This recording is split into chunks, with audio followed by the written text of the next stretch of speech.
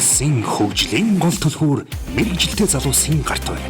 Уул уурхай, зам барилга, үйлдвэрлэлийн салбарт 40,000 гаруй ажлын байр эзний хүлээсээр тэнд зөвхөн нарийн мэрэгжил эзэмссэн ур чадвартай залуус очно.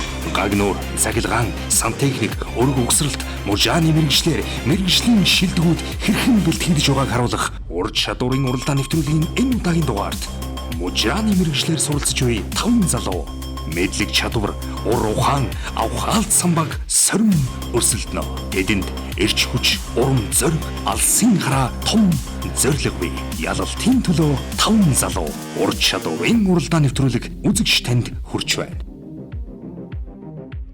Хүний хөгжлийг үргэлж урагшин хөдөлж байдаг зүйл бол ур чадвар. Өнөөдөр дэлхий дээр 9,000 гаруй мэрэгжил бий. Мэрэгжилдээ эзэн болж ур чадвараа хөгжүүлэн өндөр технологитой хослуулж чадсан хэн бүхэн амжилтанд хүрэх боломжтой. Хөдөлмөрийн баг зэвсэг үүссэн үеэс урлаг болтлоо хүрсэн мэрэгжил бол мужаан. Яг одоо энд тайзнаа ирээдүйн маструуд тулалтахад бэлэн болжээ. Ингээд орцогтойгоо танилцъя. Ур чадварын уралдаан эхэллээ. Ур чадварын уралдаан нэвтрүүлэгт мужааны мэрэгчлэр өрсөлдөх энэ удаагийн дугаард техник технологи политехник коллежийн оюутан Батбуян, техник технологи политехник коллежийн оюутан Алтан Сүх, Монгол Солонгос политехник коллежийн оюутан Энх Баяр, Сэргээн засалт мэрэгжил сургалт үйлдвэрлэлийн төвийн оюутан Дорж Зодов, барилгын политехник коллежийн оюутан Ган Соёмбнаар оролцож байна. Өөрсдийн ур чадвараар өсөлтгөөр нөхөрсгөөр ирсэн оролцогчдод талархъя. Өнөөдрийн оролцогчид ур чадварын тэмцээнд 3 хэсэгт оролцсон өрсөлдөх юм. Залуучууд 3 даалгавар гүйцэтгэж хасагдах журмаар нэг нь ялгч болох юм аа.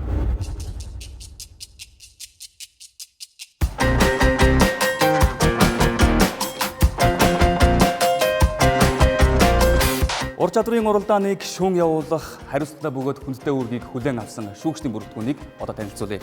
Монгол улсын зөвлөх инженер, Монголын ой модны үйлдвэрлэлийн ассоциацийн тэргүүн, Цэдэн Пунцгийн цогоо, шинжилгээ ухааны технологийн их сургуулийн, үйлдвэрлэл технологийн сургуулийн, мэрэгжил сургалт үйлдвэрлэлийн төвийн ахлах багш Ламсүрэнгийн Сүрэнжав, техник технологийн политехник коллежийн багш Батаевын Анх Баяр. Тулаанчдын гарт мод хэрхэн уярж урлагийн бүтээл болохыг хамтдаа харцгаая. За залуучуудаа эхний даалгавартай танилцахад бэлэн үү? Та бүхэнд амжилт хүсье. Нэгдүгээр шатны даалгавар. 3 төрлийн модон бэлтгэцийг өгөгдсөн зураг хэмжээсийн дагуу ташуу зүсэлт, дугуй хэлбэрт оруулан хөрөөднө. Гүйцэтгэх хугацаа 16 минут. Та бид гар хөрөө, урам хөрөө, цахилгаан хөрөөгөөр мод бэлдэц хөрөөдөж үзсэн. Тэгэхээр эдгээр 3 ажилбарыг 16 минутанд багтааж хийнэ гэдэг бол амаргүй даалгавар. За ингээд бэлэн үү? Хугацаа бэлэн үү? Хугацаа явлаа.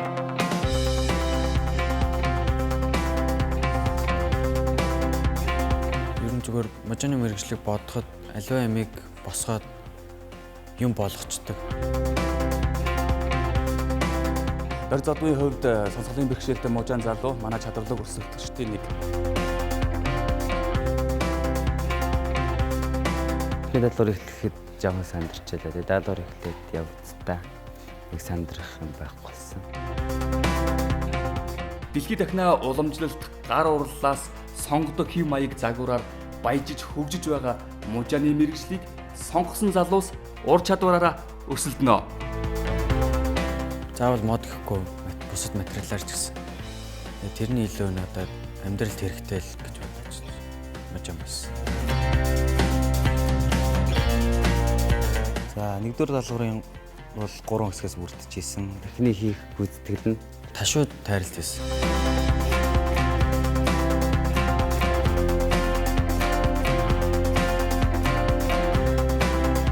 Миний утгаар нэгийг ойролцоод нэг 5 минутанд хийх хэрэгтэй даалгавар.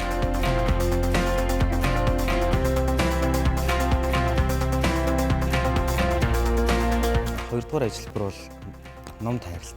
Буран өрөөгөр, цахилгаан уран өрөөгөр байсан. Хоёр дахь тал дээр болохоор алдаа гаргаагүй, гарацаараа зурсан. Ажин зургаар гаргасан. 3 дугаар ажилбар нь бол 30 гарац нь хажуу талаас гарацх гараад төрөөдөх ёстойсэн юм.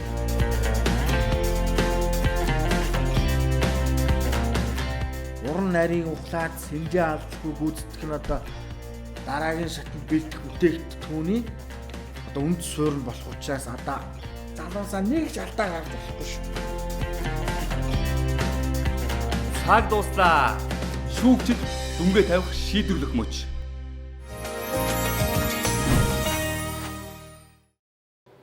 Ур чадрын уралдааны 1-р шат амжилттай болж өндөрлөө. Ингээд 1-р шатны дүн гарахад төгсөн байна. Оролцогч 5 залууга тайзнаа өрөө. Залуучуудаа гараад ирээрэй. Нөхөрсөг шудраг өрсөлдөж байгаа. Залуучууд 1-р шатныхаа дүнг сонсоход бэлэн болсон байна. За ингээд шүүгчдийн дүн гарсан. Шүүгчдэд микрофоныг шилжүүлье. За, Алтан сүхний хувьд 3 дугаар даалгавар дээр хэмжээ алдсан байна. Тэрэн дээр нь хөрөөдөх хувьд гарч явах батараа жоохон ударсан баг. Тэгээд жоохон өрөөдөлтийн алдаа гарсан. Хийж байгаа зүйлдээ өөрөө бас нэг эргээд шалгах энэ тал нь жоохон дутагдчихлаа. Хөрөөдөлт дуусна дараа нэг таталаа эргэж өөрөө чигээ барьж шалгах хэрэгтэйсэн. 1-р даалгавар дотроо ташуу зүсэлтийг сайн хийсэн. 2 дахь тал дээр болохоор алдаа гаргаагүй гарацаараа зорьсон. Нуман зүсэлт буюу уран хөрөөгөөр бас боломжийн сайн хийлээ. Хамгийн сүүлчийн ташуу тайралт буюу энэ дээр зураг уншихтаа алдаа гаргасан. Магадгүй яарсан байх мэдгүйдээ биш. 3 дахь даалгавар дээр болохоор гарацын алдаа гаргасан. Хэмжээнд ажлын зургийн дагуу. Энэ нэг юу 3 мм зөрүүлээ гаргацсан. За ойлгомжтой. Зураг дээр энд 30 градус гарахыг энд 60 хийгээд 30-ыг энд гаргацсан. Доотлоос хөндлөн гаргасан болохоор илүү тайралтай. Тэгээд энэ дээр их алдаа гаргасан. Зурган дээр ямар хэмжээтэй ямар л дүрс вэ? Тэндийн дагуу хийх ёстой гэдгээ анхаараарай гэж. Амжилт хүсье Алтан сүхэ. Дараагийн оролцогч Барилгын политехникийн коллежийн оюутан Ганц Соён. За, Ганц Соёнбын хувьд 22 минутанд ажил бэрэг хийж гүйцэтгсэн. Би өөрөө тэр цагийг тооцоолж чадаагүй. Тэгэл 50 гүйцэтгэж байгаа л тэгэл хоцорчихсон. За, мөн өмнөх оролцогчтой адилхан 3 дугаар даалгавар дээр хэмжээ алдсан байгаа. Буруу зургийнхаа дараалалаар нь хөрөөдөө тэгээд буруу харсан байсан. Тэгээ хугацааны хувьд одоо жоохон өөрийгөө дайчлаад цагаа хараад тэгж хийх шаардлагатай байна. Тэгээ сүүлдээ цаг дуусны дараа хурдан гүйцээгээд бол хурдан л хийгээл дуусгасан. Зураг уншилтаа бишээ сайжруулах хэрэгтэй байна. Эргэлзээд 1-р, 2-р их яарч сандарсан баг. Би өөрөөсөө л болоод юу гэх юм. Эннээсээ болоод 3 мм-ийн зөрөөтэй деталыг эсрэг талд нь оруулж ташуугаа зүссэн байгаа тийм. Зургаа ойлгоход 3 дугаар даалгавар дээр тэрийг зураг байсан. Яг энэ дээр тайрлын зөвлөлт дээр авсан. Өнцгөө харж байна. 90 градус гэж юм. Ташуу зүсэлт дугуй хэлбэрийн хөрөөдөд 2 дор бол боломжийн чанартай зургийнхаа дагуу зөв хийсэн боловч 30 градусыг сайжруулсан. Тэгтээ 46 градус байсан. Ажлынхаа зургаа сайн унших дээр манай залуучууд бас л энэ алдаа гарчлаа гэж юм удаа би дүгнэх байна. Баярлалаа. Дараагийн оролцогчоо огтон авцгаая. Сэргээн засалт мэрэгжил сургалт үйлдвэрлэлийн төвийн оюутан Дорж Зодов. Дорж Зодов маань бол сонсголын бэрхшээлтэй юм хөлт байгаа. Тэгээд өнөөдөр тохооны хэлний орчуулагч багш Шаран Чимгүгч маань үлдсэн байна. Орчуулгыг одоо шууд. За, Дорж Зодовын хувьд хугацаанд амтсан 1-2 дугаар ажил бүр дээр бол хэмжээг бол маш сайн баримтсан байгаа. Манай оролцогч маань ерөнхийдөө маш нямба хийж байна. Анхааруулах зүйл юу вэ гэхлээр зэрэг жоохон төгсгөл дээр гаргалтаас шалтгаалсан сэтрэлд үүсгэсэн байгаа. Зургийн дагуу зөв гүйцэтгсэн боловч 45 мм-тай 48 мм-тай нүүрний аль талд нь гарах вэ гэж зурган дээр байгаа альны зургаа бас л дутуу уншсан энэ дээр алдаа гарлаа. Цаашид мөн энийг анхаарах хэрэгтэй байна гэж. Баярлалаа шүүгчтэй. Дараагийн оролцогч Монгол Солонгос политехникийн коллежийн оюутан Инх Баяр. За, Инх Баярын хувьд мөн л хугацаанд амтсан. Цаг хугацааны хувьд бол амжих бүрэн боломжтой байсан. Тэгээд дадлага туршлагын хувьд бас тусалсан болов гэж бодож байна. Гадаргуугийн цэвэршилт болон өнцөг барилтын асуудал дээр хамгийн дээд зэргийн гүйцэтгэлийг гаргасан. Материал болон багажтайгаа маш зөв харьцаж байсан. Мужааны мэрэгжилд эмх цэгц мэдрэмж тархины хуруу гарны бас мэдрэмж шаардлагатай мөн хариуцлагатай байдал маш их нөлөөлдөг. Энх хоёрын хийсэн 3 ажилбарыг шалгаж үзэхэд аль алин дээр бол бусад хүүхдүүдээс илүү давуу сайн байлаа гэж мөн баяр хүрэх гэж байна. Дараагийн оролцогч техник технологи политехник коллежийн оюутан Батбуян. За, Батбуяны хувьд хугацаан дээр хамгийн хурдан хийж гүйцэтгсэн байгаа. Цаг руугаа хараагүй амжихгүй байж магадгүй. За, хэмжээний хувьд бол одоо нэг хурдан хийснээсээ болоод тэр юм уу ерөнхийдөө хэлбэртэй өрөөдөл буюу 2 дугаар даалгавар дээр ихэнх хэмжээний алдаанууд гарсан байгаа. Хоёр талаас нь өрөөдөх юм бол яг уулзуур нийлэхгүй. Нэг хавчлалтаар яг нэг талаасаа нөгөө зах бүтлээ явах юм бол яг гадаргуу нь яг тэгш гарна. Хоёр талаас нь өрөөдөх юм бол уулзуур хоорондоо зөрөх магадлалтай. За хийсэн ажил бол ерөнхийдөө гадаргуугийн цэвэршилт болоод өнцөг барилт бол сайн. Гэхдээ хурдан энэ шалмаг хөдөлгөөнөө жоохон хянж ажиллах зүгээр юм болов уу гэсэн ийм зөвлөгөө өгж байна. Хамгийн бага цагийн үзүүлэлтийг яг цагандаа амжилт хийх гэж бодсон. Угаасаа нэг секунд цагтаа болохоор 3 ажилбар дээр бол аль алинд нь одоо мөн энх хоёрын нэгэн ажил их сайн байлаа гэж миний хувьд өгнөх байна.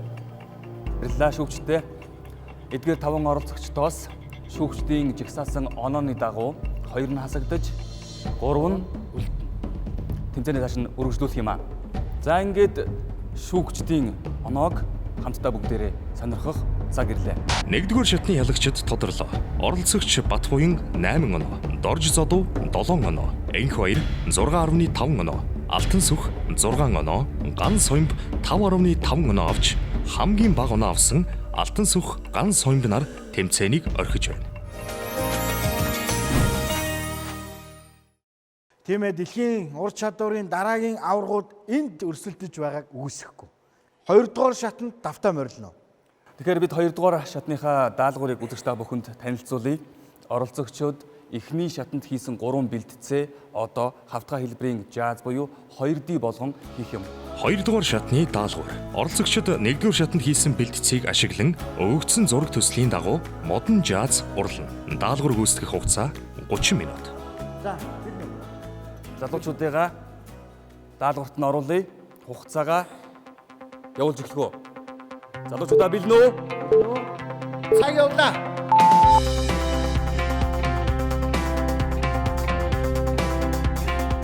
Хоёр дахь даалгаврын ажиллбар бол 1-р даалгавар дээр хийсэн 3 бэлтцийг ашиглаж жаазс. Уг нь бол 2D даалгаврыг зургийн автан дээр заавал зурх хэрэгтэй байдаг. Зураг нь бас өөрөө үнэлгээтэй байдаг.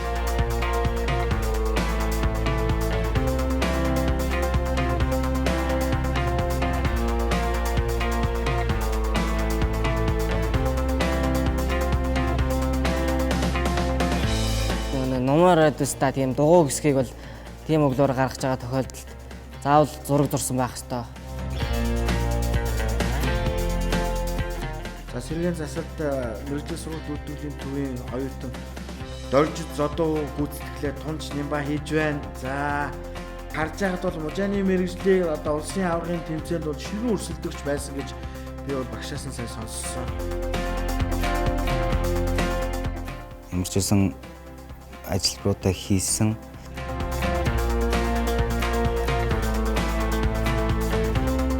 Яг миний мэргэжлийн хувьд бол байхгүй зүйлийг бий болгоно гэдэг бол гайхамшигтай зүйл. Дорж Зодовын багшийн гончиг жоб бол шавийнхаа төлөө хөдөлгөөн бүрийг бас маш нарийн харж зааварчилгаа өгж байгааг харж байна. Хоёр дахь даалгаврын хувьд бол цагандаа жоохон амжаад жоохон төвтэйс.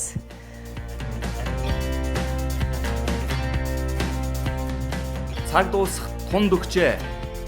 Залуус маань ажлаа дуусгаад аль хэдийн ард нь гарсан байна.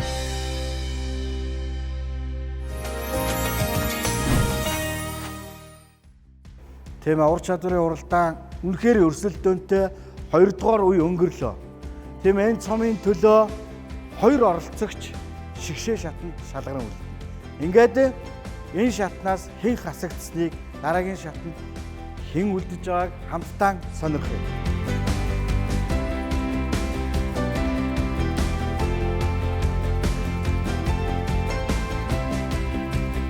За тэгэхээр тэмцээний шүүлтийн дүрм ёсоор шүүгчид оролцогч тус бүр дээр үнэлэлт дүгнэлтээ өгнө.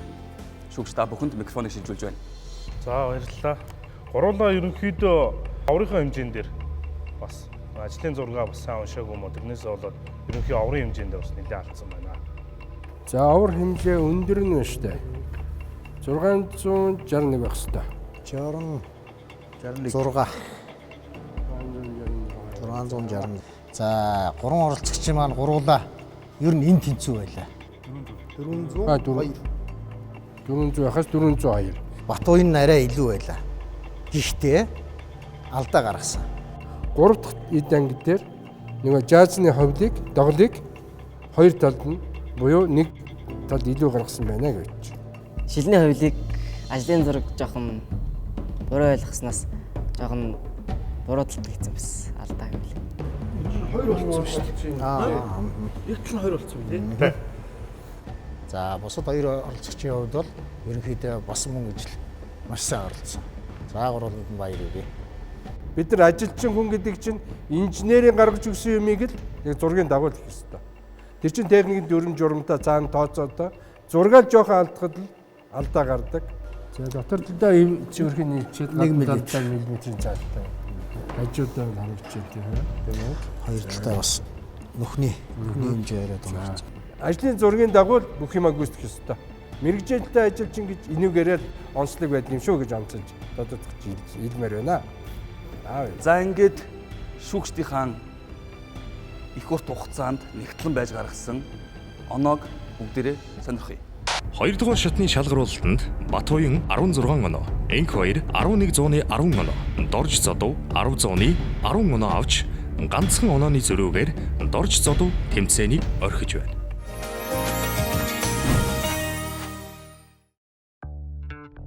Ур чадварын уралдааны 3 дугаар шат эхлэхэд бэлэн боллоо. Техник технологи политехник коллежийн оюутан Батуйн Амун Солонгос Монголын политехник коллежийн оюутан Энх 2 нар өрсөлдөж бэлэн болжээ. Бүх өрсөлдөгчмөд маань ер нь бол сайн байсан. Асуудах журмаар яваад хүмүүсэл Батуйнтайгаа уулзсан. Бидний өмнө Аслантай авдар байна. Аслантай авдрыг бол монголчууд бол маш сайн мэднэ. Гэрийн хойморт байдаг маш үнэтэй нандин юм аа монголчууд бол энэ хадгалдаг байсан. Тэгвэл өнөөдрийн даалгавар энэ сайхан авдрыг жижигрүүлсэн хувилбараар гаргаж ур чадвараараа өсөлдөх юм аа. 3 дугаар шатны даалгавар. Хоёр оролцогч өгөгдсөн зураг төслийн дагуу жижиг хувилбараар авдар урлаж аваргын төлөө өрсөлдөнө. Даалгавар гүйцэтгэх хугацаа 30 минут. Энэ цомын эзэм тодорхойд 90 минут үлдсэн байна. Ингээ хоёр оролцогчдоо амжилт хүсье. Бэлэн үү? За цаг явлаа залуучуудаа ур чадвараа харуулдаг, үзүүлдэг. Тайлцны таг хэрхэн онгоох, углуурах, огтлыг хэрхэн зөв тооцож хийсэн нь ялагч болно. Батуйнгийн хувьд бол намайг бодвол улсын чанартай бас уралдаануудад оролцсон, туршлагатай, хурдтай бас бэлтгэгдсэн сайн оролцогч байсан.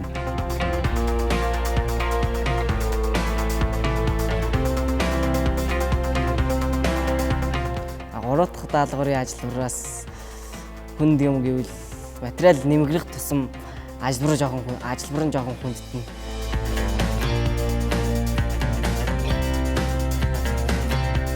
Одоо хөрөө нэг жоохон дайлих юм бол сэтрэл амархан үүснэ.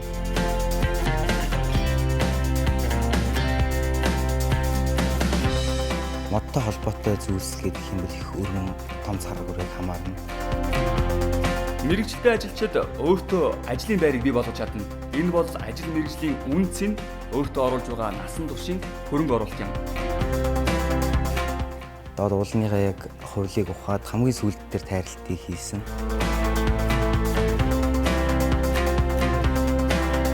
Тайрсныхаа ардл ирнэ. Эргээд зураг хараад бичсэн дээ. Зурган дээрх одоо тэмдэглэгээ буруу харсан. Анзаараа.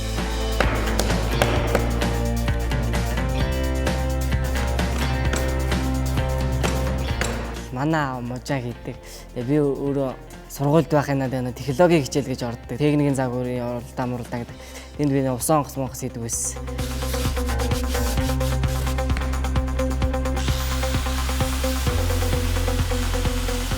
Өөрийнхөө чин сонирхолтой, дуртай сонирхсан мэрэгчлэрээ суралцаарай. Тэгэх юм бол ер нь амжилтанд хүрнэ л гэж хэлмээр байна да. Жинхэнэ супер мэрэгчлэтнүүд энд өрсөлдөж байна. Үзэгчтэй анхаарлаа хандуулъя. Залуусаа дэмжиж. Цаг дуусах төгсөн байна. Залуус даалгаврыг гүйцэтгэж дуусах төхөж байна.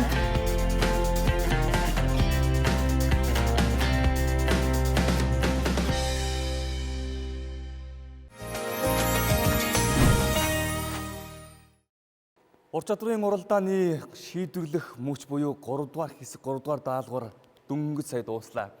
Үнэхээр өрсөлдөөнтэй уралдаан маань үргэлжилж байна. Тэгэхээр хамгийн сэтгэл догдлуулсан мөч, хамгийн хариуцлагатай мөч энэ тэмцээний ялагч хэн болох вэ? Энэ цомын эзэн хэн болох вэ гэдэг нь бол одоо шүүгчдийн дүнгээс шалтгаалах баг. Ингээд хоёр оролцогч хоёрыг. Оролцогч залуучуудаа тайзан дээр урьж байна. Цагаа шүүгч өнөөдрийн тэмцээнийг дүгнж өөрийнхөө бодлыг бидэнд хэлээч. Манай хоёр залуу энх хоёр Батбаян хоёр бол аргагүй л энэ тав дотроо сайн байлаа. Батбаян хэлэхэд бол ерөнхий овор хэмжээ деталаас зүлгүүр тэр заслынхаа хэмжээ 1-2 мм алдаа гаргаж байна. Зүлгүүр чаг хитрхи зүлгүүрцснээс болоод миллиметрийн алдаа гарч гарсан. Эн чинь бол засаж болох л алдаа.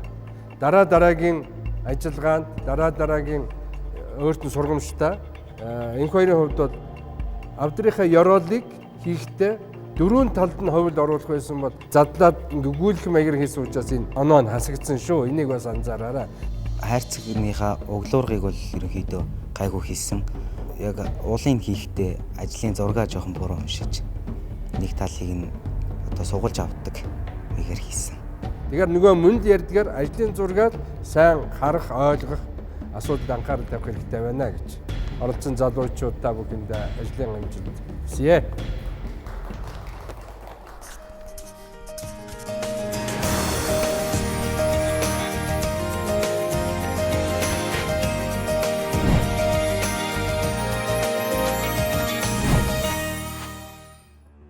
Эрхэм үзэгчдээ ур чадрын уралдааны шийдвэрлэх торгон мөч ирээд байна. Энэ бол өнөөдрийн ялагч тодрох мөч юм.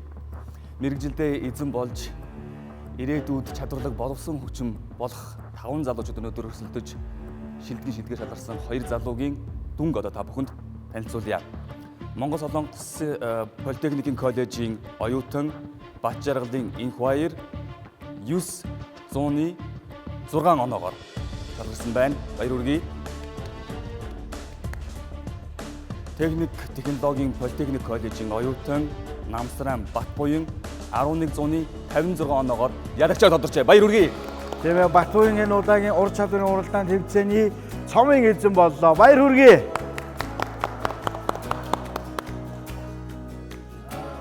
Шүүгч цагаагаас шагналыг галдан авч байна. За, ажлын амжилт хүсье. Баяр хүргэе.